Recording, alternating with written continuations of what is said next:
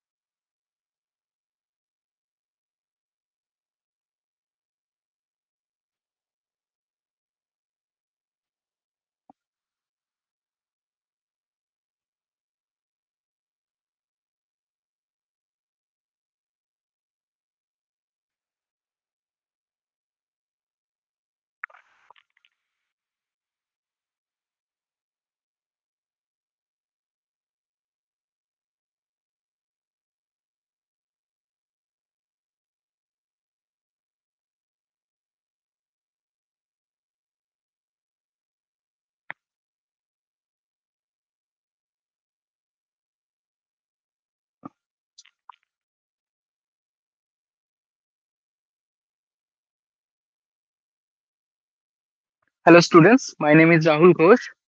Welcome to Career Flight. तो आज higher education system से स्टार्ट करते हैं। आज से हायर एजुकेशन मैं पढ़ाऊंगा आप लोगों को, ठीक है। हायर एजुकेशन में ये जो है, ये हायर एजुकेशन का सिलेबस है। इसमें जो भी चीजें आएगा इन सबको कवर करेंगे एक एक क्लास में, ठीक है। ये सिलेबस है, आप लोग एक बार देख लीजिए।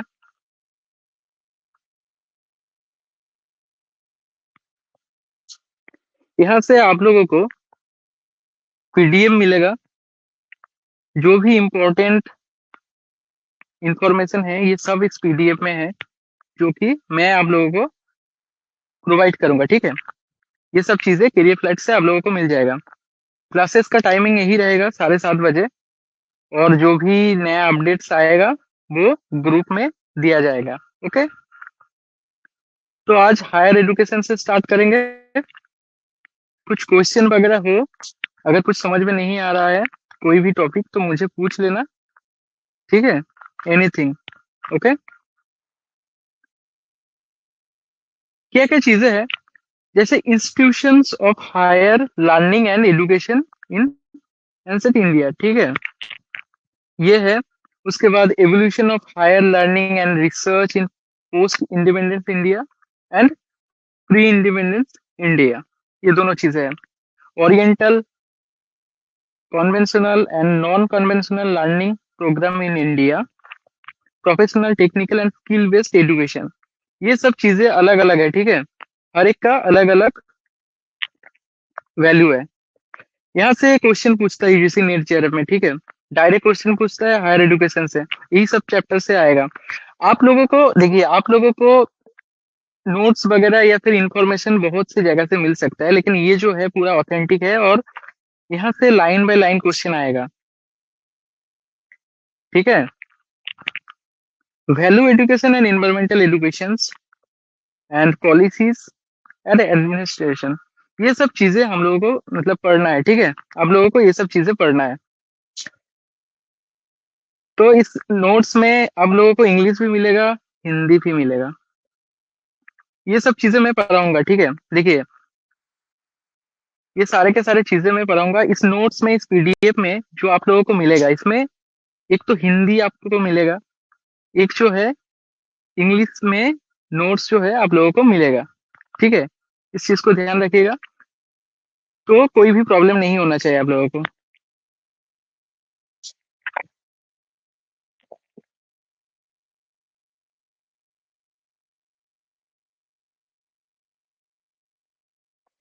तो हायर एजुकेशन पढ़ना है तो आप लोगों को हायर एजुकेशन के बारे में थोड़ा सा जानना बहुत जरूरी है। ये बहुत इंपॉर्टेंट चीज है। जैसे हम हायर एजुकेशन पढ़ने आ रहे हैं और मिडिल से स्टार्ट कर रहे हैं, तो पता नहीं चलेगा ना कि हायर एजुकेशन एक्चुअली है क्या चीज। आपको एक प्रॉपर नॉलेज चाहिए। आज के टाइम के कुछ भी पढ़ के जाएंगे तो आप लोगों को क्वालिफाई नहीं कर पाओगे, ठीक है। मतलब आप लोगों को क्या चाहिए ना, स्ट्रेटेजी चाहिए। एक प्रॉपर स्ट्रेटेजी कि किस टाइप का क्वेश्चन पूछते हैं और कौन सा चीज आप लोगों के लिए इंपॉर्टेंट है, उसको पढ़ना है। मतलब ऑथेंटिक नोट्स या पीडीएफ जो भी आप बोल सकते हैं, वो आप लोगों को इधर से मिलेगा। So higher education provides people with an opportunity. क्या प्रोवाइड करता है? Opportunity to reflect on the critical social and economical, cultural, moral and spiritual issues facing humanities. Higher education ये सब चीजें प्रोवाइड करता है। सिर्फ यही नहीं, क्रिटिकल, अगर देखा जाए तो क्रिटिकल थिंकिंग एबिलिटी जो है वो इंक्रीज करता है। आप जब हायर एजुकेशन के बारे में जानना चाहेंगे तो आपका जो क्रिटिकल थिंकिंग है वो इंक्रीज होगा। सोशल वैल्यूज, इकोनॉमिकल इश्यूज के बारे में आप लोग जान पाएंगे। कल्चरल एंड मोरल, स्पिरिचुअल, ये सब चीज के बारे में आप लोगों को धीरे धीरे क्या होगा कि नॉलेज होगा और वो इंक्रीज भी होता रहेगा, ठीक है। It contributes to the national development through specialize knowledge and skill. आप इसको पढ़ के क्या कर सकते हैं, अपने नॉलेज इनहेंस कर सकते हैं, स्किल को भी इनहेंस कर सकते हैं। तो हायर एजुकेशन इन सब चीजों में आप लोगों को हेल्प करता है। It is there for a crucial factor for survival, ये भी है। So being at the apex of the educational pyramid को अगर आप लोग देखें तो it also has a key role in producing teacher for the educational system. Higher education is a key of element is demographic divided and also that is intended to make optimum utilization of human resources। देखिए, resource जो होता है उसका optimum utilisation का मतलब होता है कि सही तरीके से आप कैसे यूज कर सकते हैं। तो ये जो एज ग्रुप दिया हुआ है, ये मतलब आप ह्यूमन रिसोर्स को किस तरीके से यूज कर रहे हैं, इसके बारे में भी नॉलेज जो है आपको हायर एजुकेशन से मिलेगा। क्योंकि ये फ्यूचर में, मतलब फ्यूचर जनरेशन के लिए भी ये बहुत इंपॉर्टेंट है। तो ये एजुकेशन आपको ये नॉलेज देता है कि ह्यूमन रिसोर्स को आप स्पेसिफिकली कैसे यूज कर सकते हैं। अपने पर्पस के लिए तो सही है, लेकिन ऑप्टिमम यूजेस क्या है, ये सब चीजों के बारे में आप लोगों को धीरे धीरे क्या होगा कि नॉलेज जो है वो होता रहेगा। Okay. Formal education system can be categorized into three, namely like primary, secondary and tertiary education। ये तीन कैटेगरी में इसको डिवाइडेड किया गया है। Tertiary education is wider term, it is higher education plus vocational education. ये जो टर्शियरी एजुकेशन सिस्टम बोल रहा है, इसको आप मतलब वोकेशनल एजुकेशन भी बोल सकते हैं। ये एक एजुकेशनल स्ट्रक्चर है। आपको स्ट्रक्चर को समझना बहुत जरूरी है।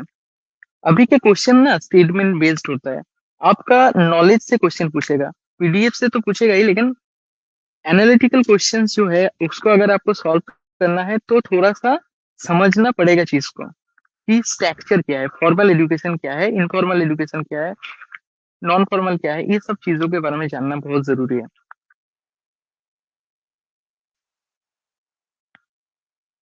इसके बारे में मैं बात कर रहा था, यहाँ से बहुत बार क्वेश्चन पूछा है यूजीसी नीट में प्रीवियस ईयर में भी यहीं से क्वेश्चन पूछा है। आप लोगों को जब मैं क्वेश्चन सॉल्व कराऊंगा तब आप लोग देखना कि डायरेक्ट कैसे क्वेश्चन पूछता है इस पीडीएफ से। उससे पहले समझना बहुत जरूरी है, ठीक है। So what is formal education? Organized, guided by a formal curriculum, leads to a formal, recognized credentials such as high school diploma or a degree, and is often guided and recognized by government at the same level. Formal education का मतलब क्या है? Formal education का कुछ characteristic है। First तो यह है कि वो ऑर्गेनाइज्ड होगा, दूसरा है वो स्ट्रक्चर्ड होगा, वो फॉर्मल करिकुलम को फॉलो करेगा, इसमें कोई भी अनस्ट्रक्चर्ड चीजें नहीं होगा, ये एक प्रॉपर स्ट्रक्चर में होता है जैसे स्कूल कॉलेज में होता है। इसमें कोई भी इनफॉर्मल चीजें नहीं आएगा, जैसे दिया हुआ है डिप्लोमा और डिग्री, ये सब चीजें। तो फॉर्मल एजुकेशन एक स्ट्रक्चर और ऑर्गेनाइज एजुकेशन सिस्टम है, ठीक है। तो यहाँ से अगर क्वेश्चन पूछेगा फॉर्मल एजुकेशन से लाइक स्टेटमेंट बेस्ड क्वेश्चन, तो आप लोगों को पता होना चाहिए कि फॉर्मल एजुकेशन एक्चुअली होता क्या है। इसी तरीके से क्वेश्चन पूछेगा, हर एक शिफ्ट में ऐसे क्वेश्चन देखा गया है। तो ये एक एक लाइन बहुत इंपॉर्टेंट है। पीडीएफ को मैं आप लोगों को शेयर कर दूंगा, डाउनलोड करके अच्छे से रीड करिएगा, ठीक है। तो ये है फॉर्मल एजुकेशन जो कि स्ट्रक्चर्ड है। नॉन फॉर्मल लर्निंग और education organized even if it is only loosely organized. इस लाइन में समझना है, दोनों में डिफरेंस है, लेकिन नॉन फॉर्मल में डिफरेंस है। मे और may not be guided by a formal curriculum. इसमें क्या लिखा हुआ है? हो भी सकता है, नहीं भी हो सकता है, लेकिन फॉर्मल एजुकेशन में फॉर्मल करिकुलम को ही फॉलो करता है, कोई भी नॉन फॉर्मल चीजें और में वर्ड यूज नहीं होगा उधर। दिस टाइप ऑफ एजुकेशन में be lead by a qualified teacher और by a leader with more experience, through it does not result in a formal degree or diploma. So, non-formal education is highly enriching and builds an individual skill and capacities. तो ये है non formal learning और education. Example अगर देखा जाए, जहां से question पूछता है बार बार, कि एग्जाम्पल भी पूछ सकता है कि ये फॉर्मल एजुकेशन है कि नॉन फॉर्मल स्ट्रक्चर से पूछा है। देखिए ये सिर्फ एक्चुअली क्या होता है ना, पेपर वन में जो चैप्टर है वो बहुत रिलेटेड होता है, जो यूनिट है बेसिकली, चैप्टर को छोड़िए, यूनिट जो है वो रिलेटेड होता है, जैसे टीचिंग एप्टीट्यूड, हायर एजुकेशन। ये कभी कभी कुछ चीजें इधर उधर चला जाता है। जैसे क्वेश्चन अगर पूछेगा यहाँ से, तो क्वेश्चन में आपको ऐसे ही लगेगा कि ये तो टीचिंग एप्टीट्यूड का क्वेश्चन है, लेकिन नहीं, वो हायर थिंकिंग का क्वेश्चन है, वो हायर एजुकेशन से पूछा गया है, ऐसा भी कभी कभी लगेगा। तो दोज आर रिलेटेड एक्चुअली, ठीक है, उस चीज को ध्यान रखिएगा। और जैसे non formal learning include swimming sessions for and community based sports programme. इसमें बहुत सारे एग्जांपल दिया हुआ है, इस चीज को पढ़ लीजिएगा, ठीक है। नेक्स्ट, इनफॉर्मल लर्निंग, इसमें कोई फॉर्मल करिकुलम नहीं होगा। देखिए, नॉन फॉर्मल में हो सकता है कि फॉर्मल करिकुलम को फॉलो कर रहा है, हो सकता है मे बी, लेकिन इनफॉर्मल में नहीं होगा। क्वेश्चन ऐसा भी पूछ सकता है कि स्टेटमेंट दे देगा, 1 2 3 करके 3 स्टेटमेंट दे देगा, और तीनों में ये एजुकेशन से क्वेश्चन आएगा। तो एक में ऐसे पूछ सकता है कि वो ऑर्गेनाइज्ड, वो फॉर्मल करिकुलम को फॉलो करता है, दूसरा में ये पूछेगा, ऐसे करके आपको कंफ्यूज करने के लिए इस टाइप का स्टेटमेंट बेस्ड क्वेश्चन पूछता है। तो ध्यान रखना है कि इसमें कोई गलती नहीं होना चाहिए। इनफॉर्मल एजुकेशन में non formal basically no formal curriculum and no credits earn. The teacher is simply someone with more experience, such as parents, grandparents, or a friend for the teacher and child. Informal में कोई भी formal मतलब curriculum नहीं होगा, थोड़ा सा unstructured है ये, ठीक है, और ये बाकी दोनों से ये पूरा अलग है, इस चीज को ध्यान रखिएगा। तो ये 3 बहुत इंपॉर्टेंट है एग्जाम के पॉइंट ऑफ व्यू से। ठीक है, और कुछ क्वेश्चन वगैरह हो तो आप पूछ सकते हैं, नो नो डाउट, ठीक है, मतलब कुछ क्वेश्चन है तो पूछ सकते हैं। ओके, नेक्स्ट, यहाँ से आप लोगों को डायरेक्ट क्वेश्चन जो है वो देखने को मिलेगा। आप लोग क्लासेस करिए तो आप लोगों को समझ में आएगा कि ये अ, जो रिसोर्सेस आप लोगों को मिलेगा ना, ये ऑथेंटिक है, यहाँ से क्वेश्चन डायरेक्ट पूछेगा। तो स्किल बेस्ड एजुकेशन जो है उसको वोकेशनल एजुकेशन भी बोला जाता है। क्यों बोला जाता है वोकेशनल और स्किल बेस्ड एजुकेशन? देखिए, एग्जाम में कभी कभी पूछेगा वोकेशनल एजुकेशन, कभी कभी वो लाइन होगा स्किल बेस्ड एजुकेशन। तो आपको पता होना चाहिए स्किल बेस्ड एजुकेशन का मतलब ही होता है वोकेशनल एजुकेशन। दोज नॉट, ऐसे ऐसे कुछ नहीं है कि वो अलग है।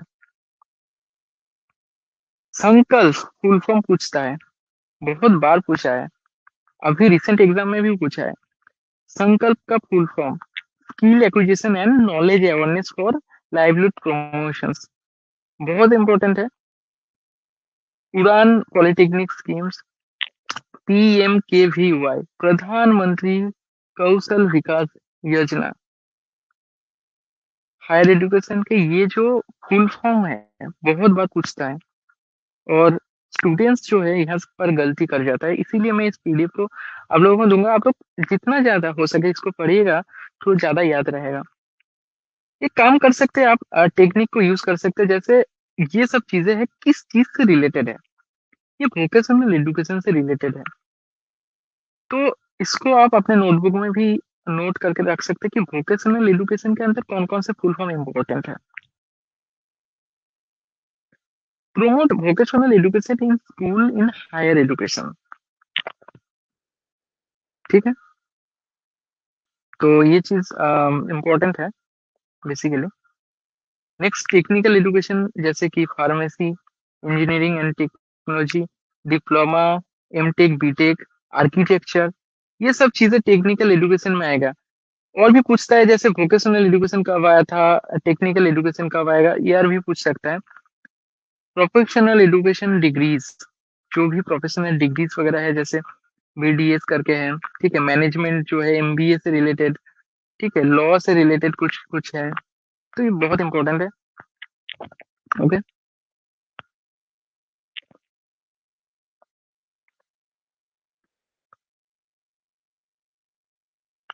अब सबसे इम्पोर्टेंट चीजें जो आएगा, देखिए मैंने क्या बोला था कि एक प्री इंडिपेंडेंट इंडिया, जब इंडिया था तब उस टाइम पे क्या एजुकेशन सिस्टम था, हायर एजुकेशन सिस्टम कैसा था, कौन कौन से एक्ट से, इनसे क्वेश्चन डायरेक्ट पूछता है।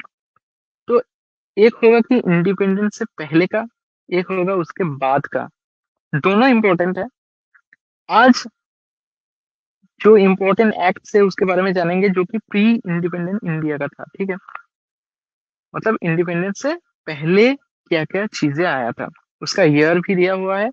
आप लोगों को अगर समझ में नहीं आता है तो हिंदी भी नीचे लिखा हुआ है, ठीक है, दोनों तरीके से बनाया गया है इस पीडीएफ को। सो चार्टर एक्ट जो कि 1813 पे आया था, जैसे the goal was the spread scientific knowledge. पूछ सकते हैं कि चार्टर एक्ट में का जो मेन गोल था वो क्या था। हर इस पीडीएफ में हर एक लाइन में क्वेश्चन आपको मिलेगा। तो इसका गोल्स क्या था? Spread of scientific knowledge through out British India. British India का जो एजुकेशन सिस्टम था उसमें साइंटिफिक नॉलेज को एक्सपेंड करना इसका मेन गोल था। The Christian missionaries have been allowed to their religion in the country. So Hindu college was founded in Calcutta in 1817, then later in 1855. So had become presidency college. ये सब के बारे में आप लोगों को पता होगा, जैसे कलकत्ता यूनिवर्सिटी, प्रेसिडेंसी कॉलेज, वो दोनों वेस्ट बंगाल में ही है। And further 2010 become presidency university. यही जो प्रेसिडेंसी कॉलेज था बाद में जाके प्रेसिडेंसी यूनिवर्सिटी बना, यहाँ से क्वेश्चन पूछता है, ठीक है। So the company was also to play a larger role with in Indian education. कौन सा कंपनी की बात कर रहा है इधर? कौन सा कंपनी के बारे में बोल रहा है? Anyone? The company was also to play a larger role within Indian education. Indian education system में कौन सा कंपनी जो है एक लार्जर रोल प्ले करता है? कौन सा कंपनी? क्या होगा?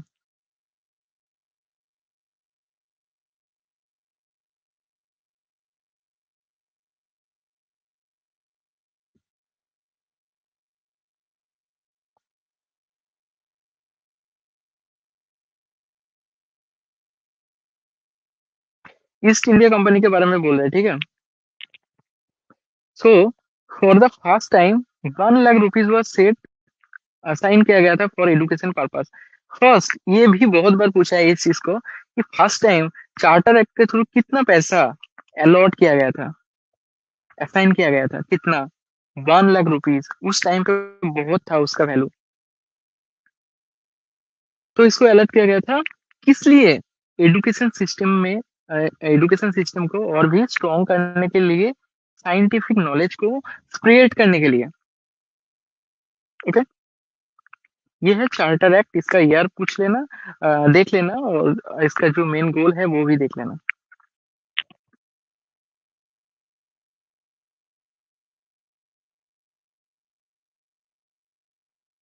ओके, प्रोविजन दिया हुआ है चार्टर एक्ट का।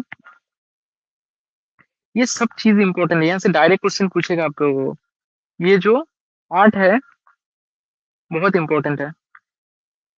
ये कुछ प्रोविजन है। This act asserted in the crown of sovereignty over British India.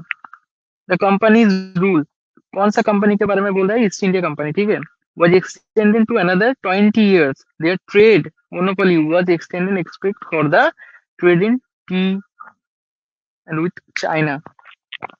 ये सब चीजें जो भी है, जैसे this company divided was fixed at 10.5%। पूछ सकता है ये भी। The act gave more power for the court in India over European British subjects। Another important features of this act was to grant permission। Grants का मतलब होता है कि फंड, ठीक है। Permission to the missionaries. देखिए कुछ मिशनरीज है तो उसमें भी पैसा लगता है, तो वो क्या करता है, वो ग्रांट्स का जो परमिशन है वही देता है to come to India and engage in religious act। These missionaries were successful in getting an appointment of a bioscope for British India, okay, with his headquarters at Calcutta.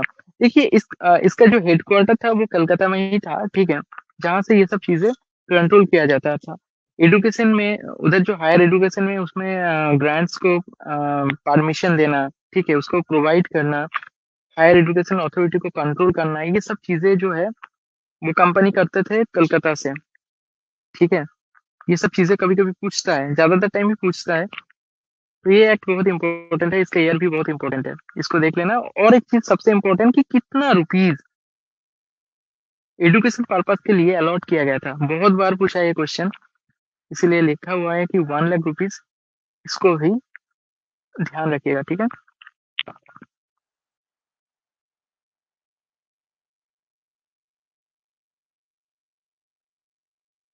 Elphinstone report उसके बाद आएगा।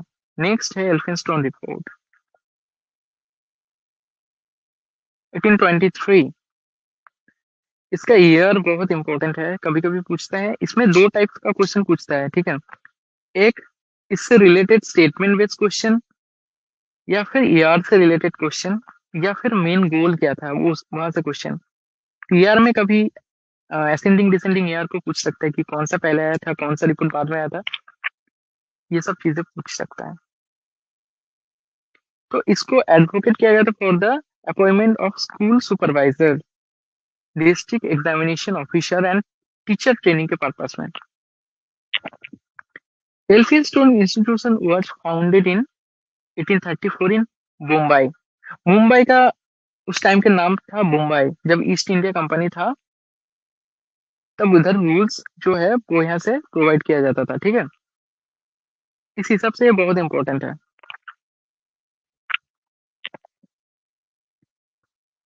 तो इसमें start of advancement of higher education, it is one of Bombay university oldest college, Mumbai university. अभी इसका recent नाम है Mumbai university. ये मुंबई नाम चेंज हो गया है और एक स्टेट यूनिवर्सिटी है, और बहुत पहले इसको बनाया गया था। इसको अभी पढ़ेंगे। यहाँ से भी क्वेश्चन पूछा था कि कौन वो 3 कॉलेज है जो फर्स्ट इंडिया में बनाया गया था। वो सब चीजें मैं बाद में पढ़ाऊंगा। अभी इसको बस जान लीजिए, इसका नाम बाद में अभी चेंज हो गया है, ठीक है। यही सब चीजें पूछता है एग्जाम में। Next, Macaulay minutes. तो it advocates spread of English education. इसका जो मेन पर्पस था ना, इसको इसका जो मेन पर्पस था वो था इंग्लिश एजुकेशन को स्प्रेड करना थ्रू आउट द कंट्री, पूरा कंट्री में। जहाँ ब्रिटिश रूल है, पूरा इंडिया में ब्रिटिश रूल था उस टाइम पे।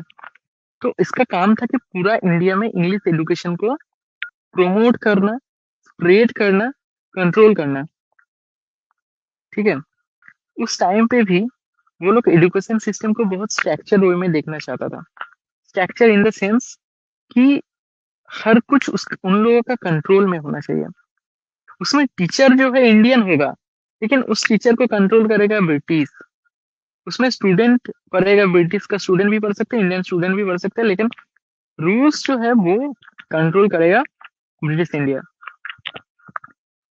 ये सब चीजें पूछता है, ठीक है। आप लोगों को अपना जो कॉन्सेप्ट है वो क्लियर रखना पड़ेगा।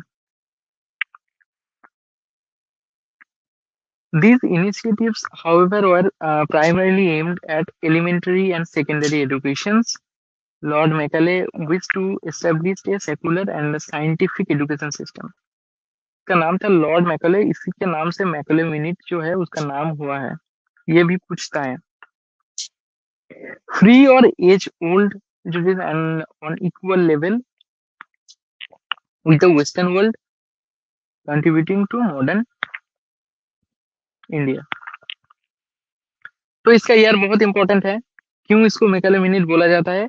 और इसका जो मेन एम था वो इंग्लिश एजुकेशन को पूरा कंट्री में प्रमोट करना था, ठीक है। मैकले मिनट से कुछ डाउट है तो पूछ सकते हैं।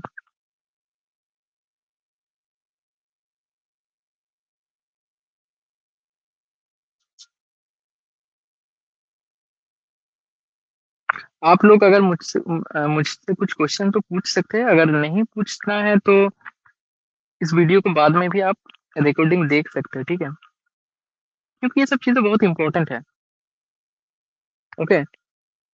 इसको जितना जल्दी समझ जाएंगे आपके लिए उतना अच्छा है, उतना अच्छा स्कोर आप कर पाएंगे।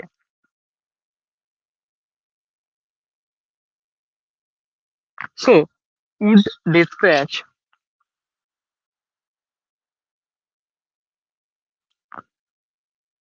1854 में आया था। बहुत इंपॉर्टेंट है ये।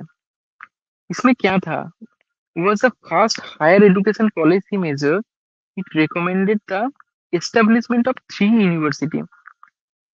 बहुत बार पूछा है, इवन अभी पूछा है, रिसेंट जो एग्जाम हुआ यूजीसी नेट का उसमें भी था कि कौन कौन से 3 यूनिवर्सिटी जो है वो फर्स्ट बनाया गया था। One etch first Madras university, Calcutta university and Mumbai university. ये 3 यूनिवर्सिटी बनाया गया था। बहुत पुराना यूनिवर्सिटी है और ये पहले बनाया गया था। कौन कौन से थे? Madras university, Calcutta university, Mumbai university. Set के एग्जाम में भी पूछा जाता है, नेट जेआरएफ के भी पूछा जाता है, तो बहुत इंपॉर्टेंट है ये। शायद ही कुछ ऐसा बार होगा कि यहाँ से क्वेश्चन नहीं पूछा है। विच वॉज एस्टेब्लिश्ड इन 1857, ये ईयर भी पूछता है। And it use A system for the affiliated colleges. So year दिया हुआ है, जैसे ऑन जनवरी 24 1857, एकदम डिटेल्स में दिया गया है इसमें। द यूनिवर्सिटी ऑफ कोलकाता कब बनाया गया था? दैट इज कलकत्ता यूनिवर्सिटी, ठीक है। कलकत्ता यूनिवर्सिटी कब बनाया गया था?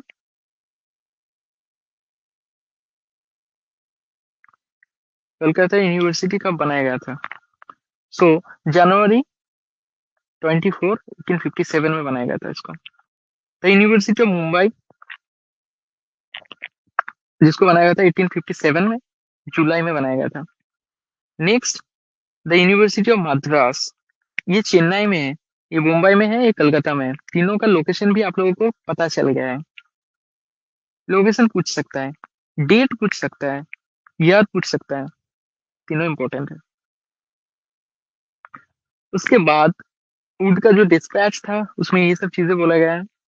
ये तीन यूनिवर्सिटी के बारे में ज्यादा बोला गया। देखिए, अगर आप इस डिस्पैच को पढ़ेंगे तो बहुत बड़ा है, लेकिन मैं इसमें वही डिटेल्स डालूंगा जो एग्जाम के पॉइंट ऑफ व्यू से इम्पोर्टेंट है। आपको ज्यादा नहीं पढ़ना है, स्मार्ट स्टडी करना है।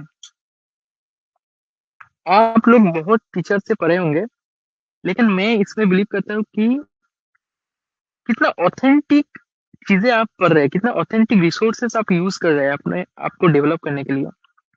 ज्यादा पढ़ने का कुछ फायदा नहीं होगा इसमें, स्मार्ट स्टडी करना पड़ेगा। इस चीज को अपने दिमाग में घुसा लीजिए और इसको मान के चलिए, तो आपका डेवलपमेंट जल्दी होगा। ठीक है।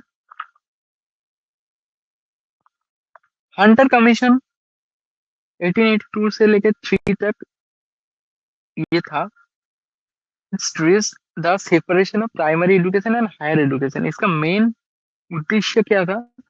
Primary education and higher education को सेपरेट करना, क्योंकि ये बहुत इंपॉर्टेंट था।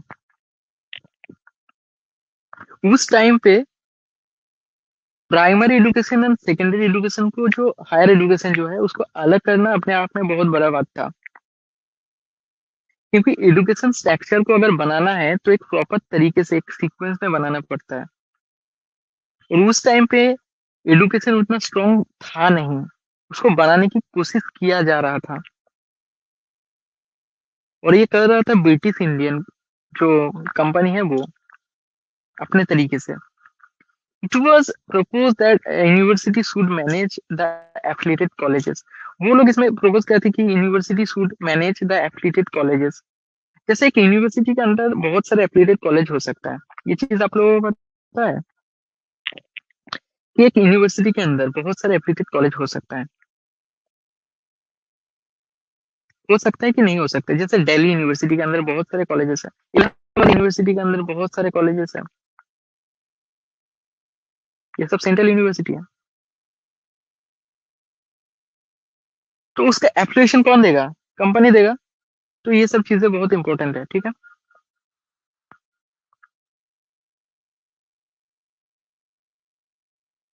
कुछ रिकमेंडेशन था इसके अंदर। First, to fill lower level job under government preference must be given to those who can read and write. Next, extending primary education to undeserved area, okay, indigenous peoples. तो इस area में primary education को पहुंचाना इसका मेन उद्देश्य था। ठीक है। Primary education and secondary education को अलग करने के लिए उस जगह को आइडेंटिफाई करना पड़ेगा जो कि बैकवर्ड रूरल एरियाज है। ठीक है। उस एरिया में एजुकेशन को पहुंचाना, ये अपने आप में बहुत बड़ी बात है। वो कंपनी कैसे करता, उसको इस कमीशन में दिया गया है। Next, as a result of the local self government act, management and governance primary education to the district and municipal boards. Next, formation of school, बहुत सारे रूरल एरिया में स्कूल्स को बनाया गया था। प्राइमरी स्कूल, सेकेंडरी स्कूल्स, ये सब चीजें बनाया गया था। डिस्ट्रिक्ट के हिसाब से भी बनाया गया था कि एक डिस्ट्रिक्ट में कितना स्कूल होगा, उसमें प्राइमरी स्कूल अलग होगा, सेकेंडरी स्कूल अलग होगा, ये सब चीजें इधर दिया गया था। रिकमेंडेशन कैसा होना चाहिए? The district as well as municipal board have been directed to the state funds for primary education. इसके लिए फंड भी अलॉट होता था। Separate the accounts of rural and urban primary schools so that funds from rural school should not be urban primary school. तो ये सब चीज आप लोगों को याद रखना पड़ेगा, ये बहुत इंपॉर्टेंट है। कुछ रिकमेंडेशन जो होता है कि बहुत इंपॉर्टेंट होता है, ठीक।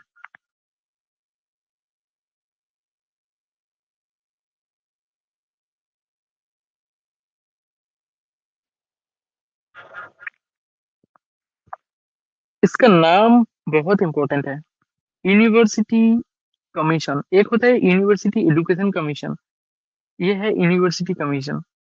कब आया था? 1902। ये कौन लाया था? Lord Curzon.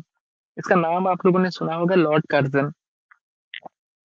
Lord Curzon was the first person to appoint a commission on university education. तो यूनिवर्सिटी एजुकेशन, अब तक primary education and higher education के बारे में बात कर रहा था, अब हो गया है यूनिवर्सिटी कमीशन। यूनिवर्सिटी बनाने के लिए कमीशन बिठाया गया था, उसका जो मेन पर्सन था वो लॉर्ड कर्जन था। कब बनाया गया था ये पूछ सकते हैं। On January 27, 1902 the Indian university act 1904। तो ये पूछ सकते हैं कि इंडियन यूनिवर्सिटी एक्ट कब आया था। इंडियन यूनिवर्सिटी एक्ट कब आया था ये पूछ सकता है,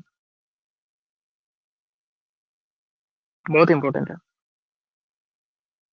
दो क्वेश्चन इधर से बन गया अभी आप लोगों के सामने। एक है यूनिवर्सिटी कमीशन कब बनाया गया था, इंडियन यूनिवर्सिटी एक्ट कब बनाया गया था। अपने नोटबुक में इसको नोट करिएगा, ठीक है।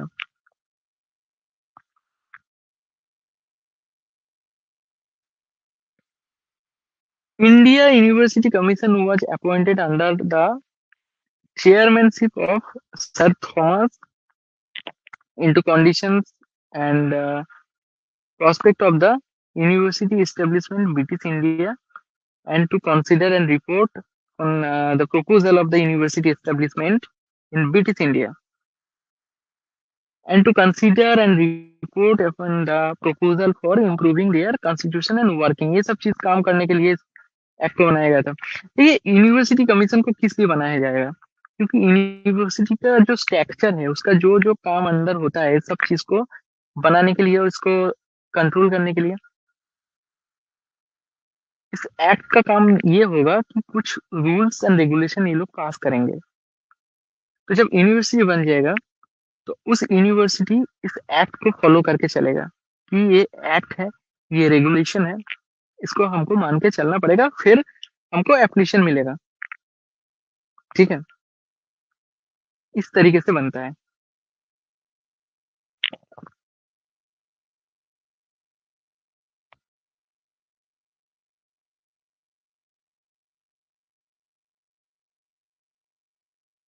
So, the Indian University Act 1904 on March 21 was formulated on the basis of the recommendation of the India University Commission of 1902। तो ये दो चीज आपको याद होना चाहिए। कुछ डाउट है तो पूछ लीजिएगा, ठीक है।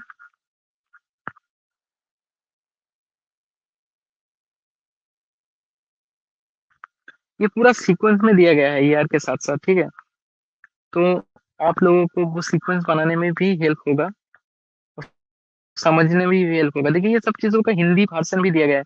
मैं जो भी पीडीएफ आप लोगों को शेयर करूंगा, किसी भी कंटेंट मतलब कोई भी चैप्टर, जैसे हायर एजुकेशन अब चल रहा है, इसके बाद logical reasoning, mathematical reasoning, teaching aptitude, research aptitude, जो भी मैं पढ़ाऊंगा इसमें इसी तरीके का कंटेंट आप लोगों को मिलेगा, क्योंकि इसमें हिंदी भी है और इंग्लिश भी है, जो आप लोगों को बाद में बहुत ज्यादा हेल्प करेगा। क्योंकि एग्जाम में दो तरीके का ही क्वेश्चन मतलब लैंग्वेज यूज किया जाता है, आप लोग यूज कर सकते हैं। अपने हिसाब से कर लेना, आप लोगों को अगर इंग्लिश ज्यादा कंफर्टेबल है तो पढ़िए। बहुत से स्टूडेंट ऐसे भी होते हैं जिन लोगों को हिंदी अच्छा लगता है, तो वो लोग जल्दी से आंसर कर पाते हैं, ठीक है। अपने अकॉर्डिंग उसको देखिएगा। So the national council of India, ये नाम सुना हुआ है आप लोग, national council of India. After partition of Bengal in 1905, national council of education was set up. कब बनाया गया था? After partition of Bengal. Bengal मतलब वेस्ट बंगाल। वेस्ट बंगाल को पार्टीशन करने के बाद नेशनल काउंसिल ऑफ एजुकेशन को बनाया गया था। वह सेटअप बाय स्वदेशी नेशनलिस्ट लीडर, जो भी स्वदेशी आंदोलन में जुड़ा हुआ था वो लीडर इसको बनाया था। Which develop into Jadavpur university, बहुत फेमस नाम है जादवपुर यूनिवर्सिटी, जो कि वेस्ट बंगाल में है, कलकत्ता में, आफ्टर इंडिपेंडेंस। तो नेशनल काउंसिल ऑफ इंडिया कब बनाया गया था, किस लिए बनाया गया था, कौन बनाया था, 3 क्वेश्चन।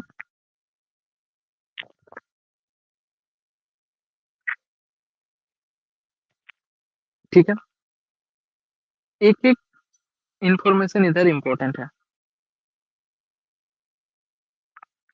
आप लोग क्वालिफाई करना है तो इसी तरीके से करना पड़ेगा, पाई टू पाई। Resolution on education policies 1913, this is policy recommended that a university should be established for each province. The teaching activity of university should be encouraged. कौन सा रेजोल्यूशन के बारे में बोल रहे हैं, रेजोल्यूशन ऑन एजुकेशन पॉलिसीज 1913, इसको याद रखेंगे। एक था 1813, अब 1913। So this policy recommended that a university should be established for each province. ये तो सही कहा। The teaching activities of university should be encouraged and that the colleges located in Mafasil towns should be developed into teaching university in due courses.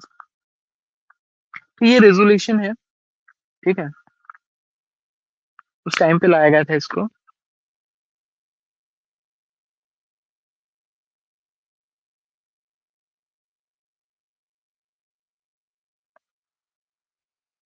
Next है Sadler commission 1917।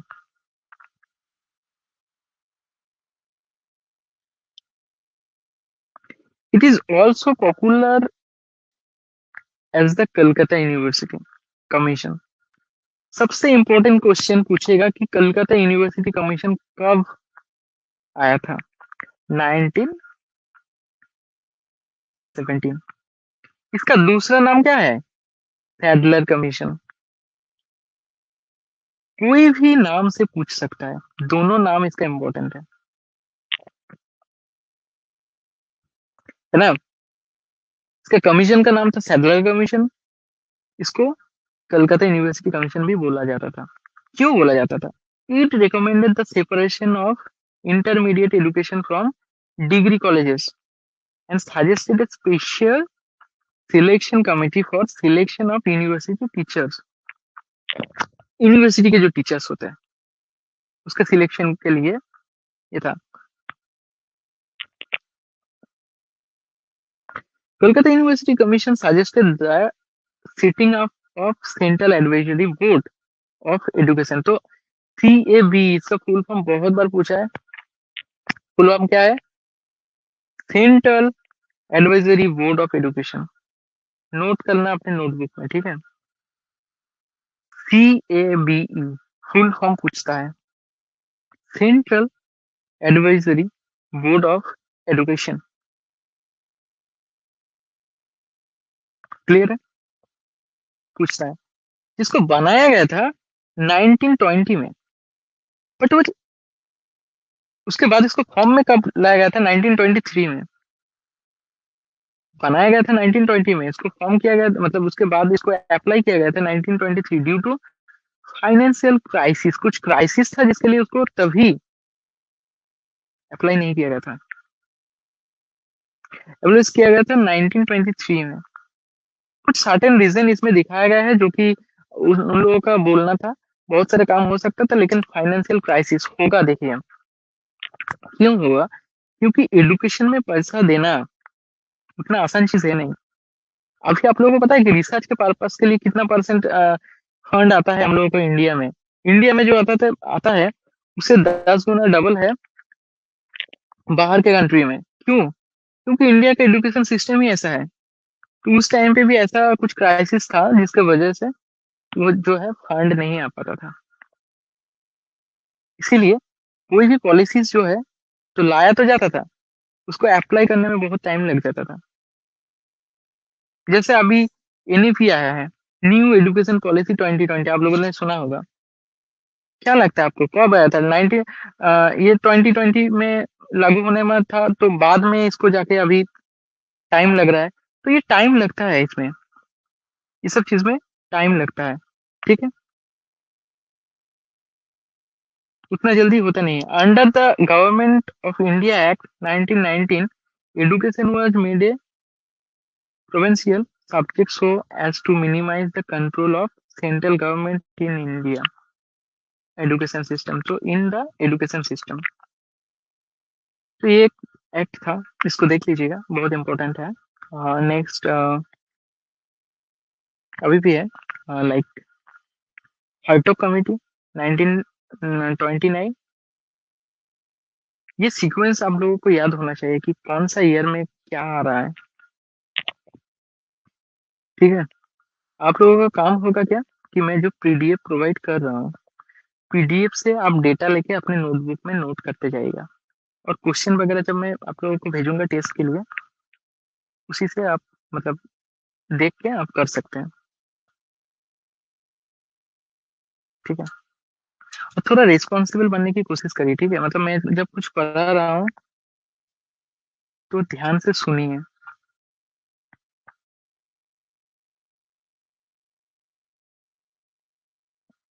The committee focused on improving the quality and standard of university level education. तो इस committee को किस लिए बनाया गया था? Higher study में जो यूनिवर्सिटी लेवल एजुकेशन है उसको इम्प्रूव करने के लिए, उसका क्वालिटी, उसका स्टैंडर्ड, इन सब चीज को बढ़ाने के लिए इसको बनाया गया था। ये सब कमिटी इसीलिए बनाया गया था कि इंडिपेंडेंस से पहले higher education, university level education को कितना स्ट्रांग आप लोग कर सकते हैं, मतलब ये लोग कर सकता था। ये लोग कैसे कर सकता था? इसी कमिटी के थ्रू कर सकता था, इसलिए बनाया गया था। So it again recommended the sitting of CAB, which was again established in 1935 and has been in existence since। उसके बाद से था। नेक्स्ट सप्रू कमिटी,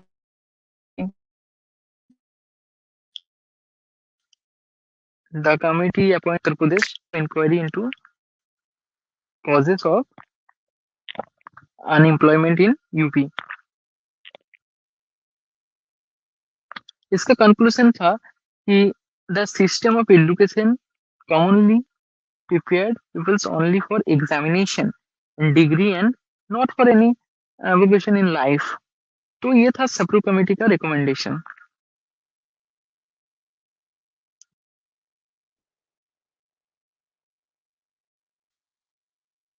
उसके बाद जो वुड का रिपोर्ट था, उसमें अबाउट वुड रिपोर्ट करके एक आया था 1937 में। It propose the English should be the medium of instruction at university level. इसमें साफ लिखा गया था कि English should be the medium of instruction at university level. University level जो एजुकेशन है उसमें English should be the medium of instruction of university level. तो ये पूछेगा कि कौन सा रिपोर्ट में बोला गया था कि English should be the medium of instruction at university level. इसीलिए मैं बोल रहा हूँ कि ये इम्पोर्टेंट है। Vocational training through polytechnic and setting up of vocational teacher training colleges. ठीक है,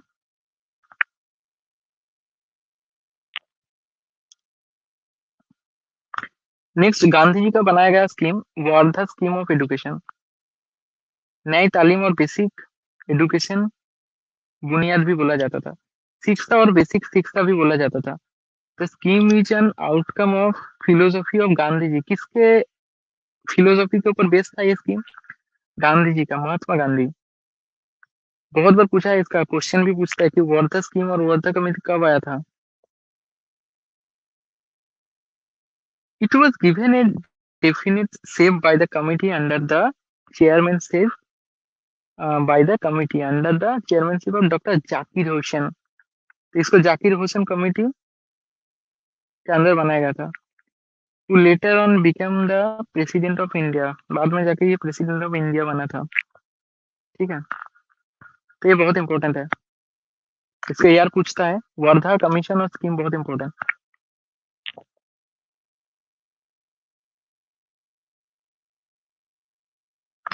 गांधी जी का जो न्याय तालीम मॉडल था उसके बारे में थोड़ा सा देखिए कि basic education for all where knowledge and work are Gandhi ji fundamental principle. Satyagraha था जिसका मीनिंग ये पूछता है, सत्याग्रह का मीनिंग भी पूछता है। नॉन वायलेंट, सर्वोदय, स्वदेशी जिसका मतलब होता है कि सेल्फ सफिशिएंट, उसके बाद प्रोग्रेस, स्वराज का मतलब होता है कि self governance. Gandhi and education में कुछ रिकमेंडेशन जैसे community work, manual work, medium of instruction, mother tongue में बात करो, मदर टंग में पढ़ाई करो, ये सब चीजें अपने गांधी जी वर्धा वाला स्कीम में दिया था। ये हायर एजुकेशन का स्कीम है, इसीलिए इसमें ये सब चीजें दिया गया था। ये directly related to the education system. तो गांधी जी ने इसको प्रोवाइड किया था इन सब चीजों को दिखाने के लिए। और ये सब चीजें गांधी जी का न्याय तालीम मॉडल के अंदर आता है। एक्चुअली एक मॉडल है कि इस मॉडल के थ्रू वो इंडियन एजुकेशन सिस्टम को थोड़ा बेहतर बनाने की कोशिश कर रहे थे। तो ये सब चीजें बोला था उन्होंने। ठीक है, एनी डाउट? कुछ डाउट है तो पूछिए। नेक्स्ट है सार्जेंट रिपोर्ट, 1944 में आया था। आज तो मैं ऐसे पढ़ा रहा हूँ, नेक्स्ट आप लोगों को क्वेश्चन भी करूंगा, आप लोगों को क्वेश्चन भी प्रोवाइड करूंगा कि कैसे कैसे क्वेश्चन बनता है एग्जाम में। ये भी तो आप लोगों को जानना पड़ेगा, उसको कैसे हैंडल करना है।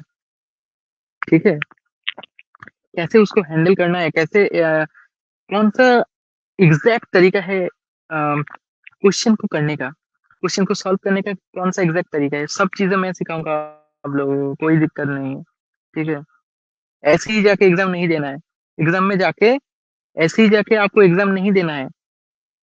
एग्जाम देने का एक तरीका होता है, क्वेश्चन सॉल्व करने का एक तरीका होता है। ये सब चीजें मैं आप लोगों को सिखाऊंगा नेक्स्ट क्लास में, जो भी क्लासेस होगा उन सब क्लासेस में आप लोगों को मैं सिखाऊंगा। वहां से आप लोगों का डेवलपमेंट होगा, वहां से आप लोगों का नंबर जो है पेपर वन में इंक्रीज होगा। ठीक है,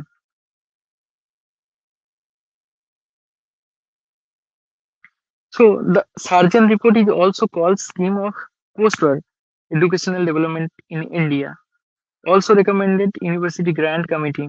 Okay, the central goal of the Sargent scheme was educational reconstruction। बहुत बार पूछा है कि एजुकेशनल रिकॉन्स्ट्रक्शन ऑफ इंडिया कौन सा स्कीम के अंदर आया था, कौन सा स्कीम में बोला गया था, ये सब चीजें पूछता है। कौन सा रिपोर्ट के बोला गया था। It recommended the introduce of free and compulsory education. इसमें रिकमेंडेशन था free and compulsory education for all Indian children in 6 to 11 years age group। The plan aimed to bring about universal literacy in India within 14 years of it is introduced by 1984। तो ये था sergeant report. ठीक है, और ये था आज का क्लास जहां पर इंडिपेंडेंस के पहले कौन कौन से स्कीम हायर एजुकेशन को डेवलप किया था, इन सब के बारे में पीडीएफ में दिया गया है। और ये सब चीज मैंने आप लोगों को पढ़ा दिया है। तो कुछ क्वेश्चन है आपके अकॉर्डिंग तो पूछ सकते हैं, क्लासेस के बारे में पूछ सकते हैं, कोई भी क्वेश्चन आप लोगों का अगर है तो पूछिए। नेक्स्ट क्लास में और भी इंपॉर्टेंट चीजें पढ़ाऊंगा, जो पोस्ट इंडिपेंडेंस इंडिया का एजुकेशन सिस्टम है वो कैसे आफ्टर इंडिपेंडेंस कंस्ट्रक्ट किया गया था, क्या क्या स्ट्रेटेजीज था, कैसे उसको डेवलपमेंट किया गया, स्कूल कॉलेजेस एजुकेशन में उसका यूजेस क्या है। हर एक चीज जो है वो इंटरलिंकेज है और आप लोगों को जानना भी बहुत जरूरी है। ये एक थॉट है एजुकेशन सिस्टम के बारे में। ठीक है, जैसे गांधी जी का एक फिलोसफी था एजुकेशन के बारे में, ऐसे बहुत लोगों ने अपना फिलोसफी जो है वो दिया है। और यही सब चीजों से क्वेश्चन पूछता है यूजीसी नेट में। आप लोगों के लोगों को भी वो सब चीजें मतलब जानना पड़ेगा। ठीक है, कुछ क्वेश्चन है तो पूछिए।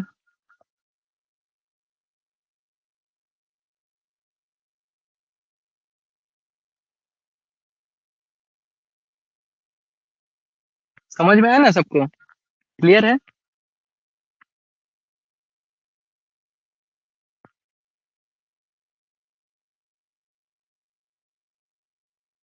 ये सर नो, जो भी पढ़ाया मैंने क्लियर हुआ आप लोगों को कि कैसे एजुकेशन सिस्टम काम करता था उस टाइम पे? एजुकेशन सिस्टम का मेन गोल क्या था उस टाइम पे? कौन कौन से स्कीम जो है वो इम्पोर्टेंस था?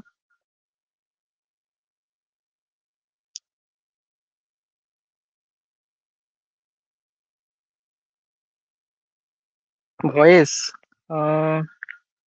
देखना पड़ेगा। Very good, very good. मतलब सब लोगों को समझ में आया है अच्छे से। यही रिस्पॉन्स चाहिए आप लोगों को, आप लोगों का एक्चुअली। ठीक है, आप लोग अच्छे से रिस्पॉन्स करेंगे तो हम वो चीज को आइडेंटिफाई करके आप लोगों को पढ़ाएंगे। ठीक है, और एक चीज, आप लोगों के मन में कोई भी क्वेश्चन वगैरह हो तो पूछ लीजिएगा। ठीक है, तो उससे क्या होगा कि आप लोगों का जो डाउट है वो मुझे पता चलेगा, तो मैं वो रिजॉल्व कर सकता हूँ। ठीक, और ग्रुप में तो आप लोग सब है, तो एनी डाउट एनी क्वेश्चन है तो पूछ सकते हैं आप लोग। और मैं कुछ नया क्वेश्चन वगैरह है जो वो ग्रुप में डाल दूंगा, आप लोगों को सॉल्व करिएगा। देखिए कुछ महीने में आप लोगों का जो डेवलपमेंट है बहुत अच्छा हो जाएगा, तो अच्छे से आप लोग मार्क्स जो है वो ला पाएंगे, कोई दिक्कत नहीं है। ठीक है, अच्छा लगा ना क्लास करके? Very good, very good.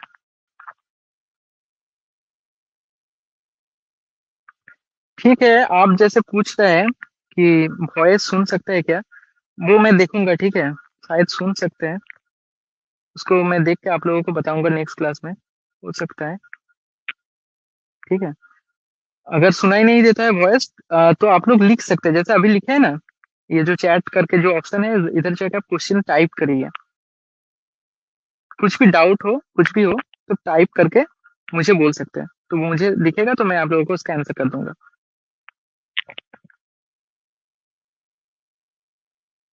हम्म।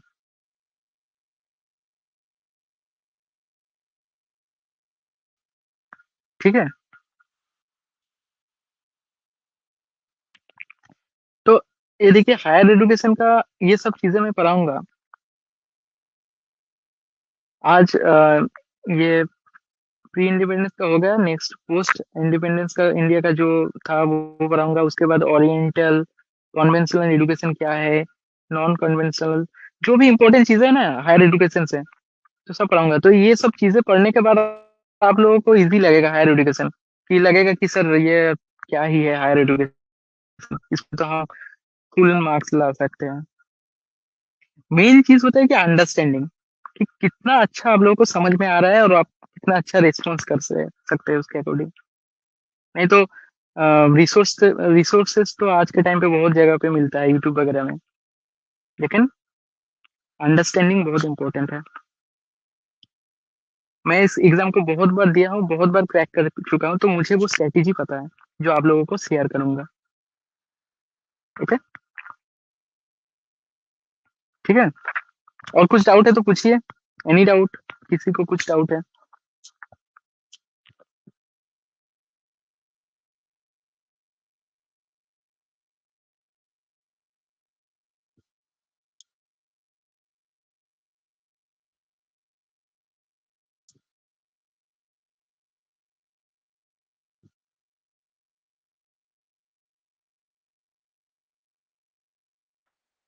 कुछ डाउट नहीं है, है ना? ठीक है, नेक्स्ट क्लास में मिलता है, उसके बाद कुछ भी डाउट हो तो मुझसे पूछ लेना। ठीक है, चलिए, थैंक यू सबको, मिलते हैं नेक्स्ट क्लास में।